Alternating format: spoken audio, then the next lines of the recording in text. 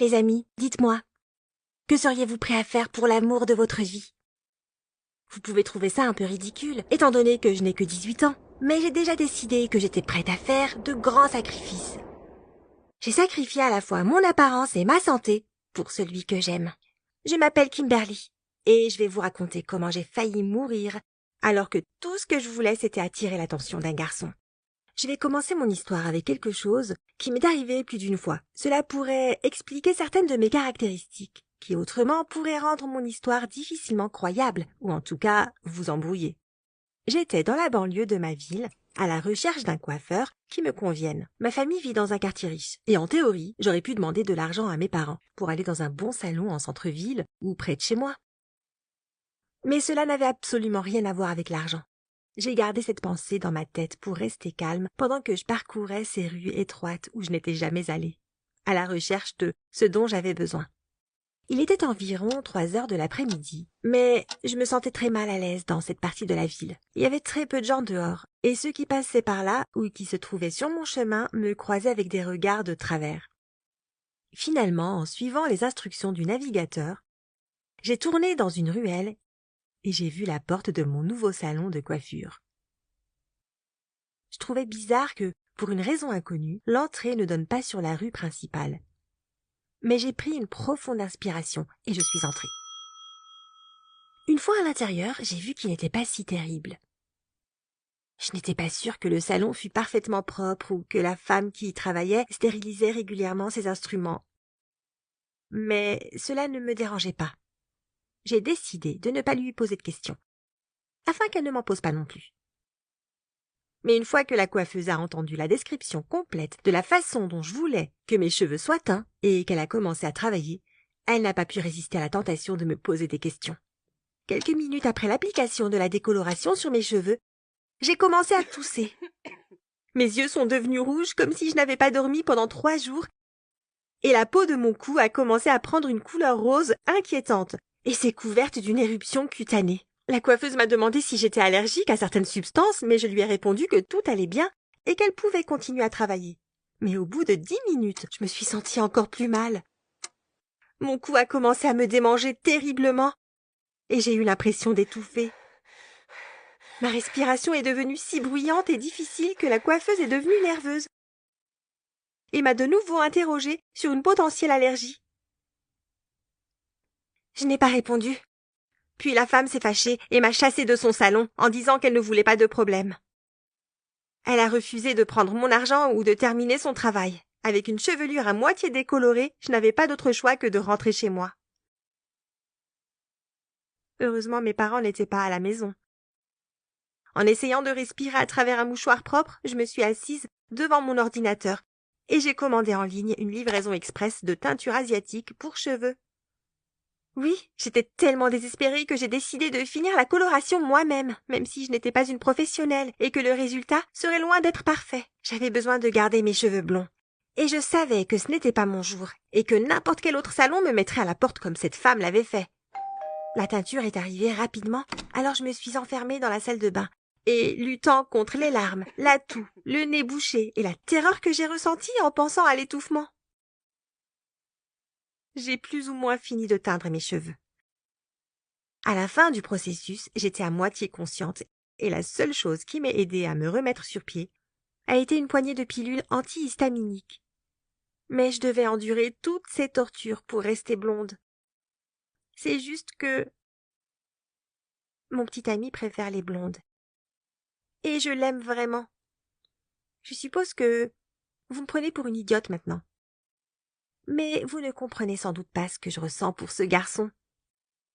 Il s'appelle Terence. Et nos familles habitent des maisons voisines. Donc je connais Terence depuis ma petite enfance. Quand j'étais enfant, je n'étais pas amoureuse de lui. Mais je le trouvais intéressant et je voulais être amie avec lui. J'adorais regarder Terence jouer. Ses jeux avaient l'air très amusants, mais il ne voulait pas être ami avec une fille. En même temps, il était toujours prêt à m'aider. Il est même devenu mon héros. Un jour, mon petit chat a grimpé sur les branches supérieures d'un arbre dans notre jardin et n'arrivait plus à descendre. Il miaulait, effrayé. Je voyais à quel point il avait peur. mais je ne savais pas comment l'aider. Aucun des adultes n'était à la maison. Mais Terence était dans son jardin. Il a réussi à grimper à l'arbre et m'a ramené mon chaton avec précaution. Et au moment où il me l'a remis dans les mains, il a fait fondre mon cœur. J'étais tombée amoureuse. J'ai vécu avec ce sentiment pendant toute mon enfance. Et quand nous sommes devenus adultes, je le ressentais encore. Pendant tout ce temps, je n'ai jamais trouvé le bon moment pour parler à Terence de mes sentiments. Même quand j'ai vu qu'il commençait à sortir avec d'autres filles. Terence n'a pas ménagé mes sentiments. Mais comment pouvait-il savoir? Un jour, alors que nous discutions de tout et de rien, il m'a avoué qu'il aimait les blondes. J'ai commencé à observer ses copines de plus près. Elles étaient en effet toutes blondes. Alors j'ai réalisé que j'avais 2 problèmes sérieux dans ma vie. Le premier, j'étais brune, avec des cheveux très épais. Je ne ressemblais pas du tout à une blonde, et il m'était difficile de me teindre les cheveux. Le deuxième, j'étais allergique. Tous les produits cosmétiques, sauf ceux qui étaient 100% naturels, provoquaient chez moi une réaction allergique grave. Même si je le savais très bien, je suis allée chez un coiffeur dès que j'en ai eu l'occasion. Je devais me faire décolorer les cheveux. Mais les coiffeurs se rendaient immédiatement compte que j'étais allergique, car tout se passait comme je l'ai décrit. Je me sentais mal, mais j'ai quand même fait quelques séances de décoloration. Mais à chaque fois, dès que je payais, les coiffeurs me disaient de sortir et de ne jamais revenir. Ils disaient qu'ils ne voulaient pas de problème, même si je semblais ne pas me soucier de ma santé.